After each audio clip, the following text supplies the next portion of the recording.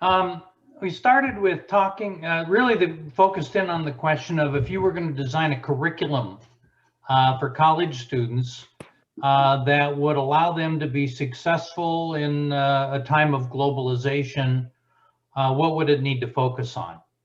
And I recounted a little bit of my experience early on based on Thomas Friedman's book, The Flat World, where we actually created a joint curriculum for Europe and the US around ideas of globalization, and culture was an important part of that.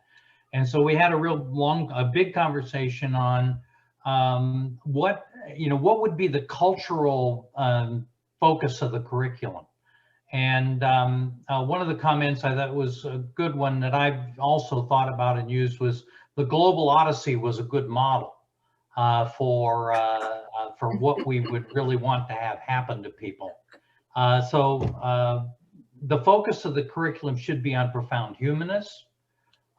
There's a spiral dynamics, which Gene Watts can tell you more about. I know a little bit about it. It was in the Nepal conference. We had the Cooks, I think it was, or there was a couple in that were working on that.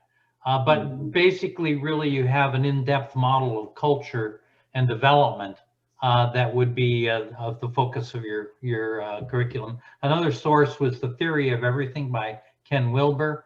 That is another approach to a developmental framework, a second kind of integral vision, but a focus on human rights and environmental sustainability.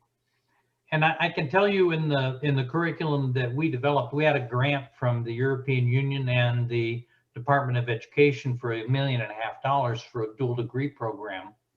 And it was interesting because when you got Swedish and French students in, the focus on environmental sustainability, they had thought this through in depth in terms of how do you do accounting for environmental sustainability that is part of your accounting model when you're involved in an educational or in an economic venture. And so there's something about when you do a global curriculum that involves educational institutions from around the globe, you automatically start bringing in perspectives that force you over against the depth human cultural issues, as well as the global sustainability and other kinds of things that people are concerned in.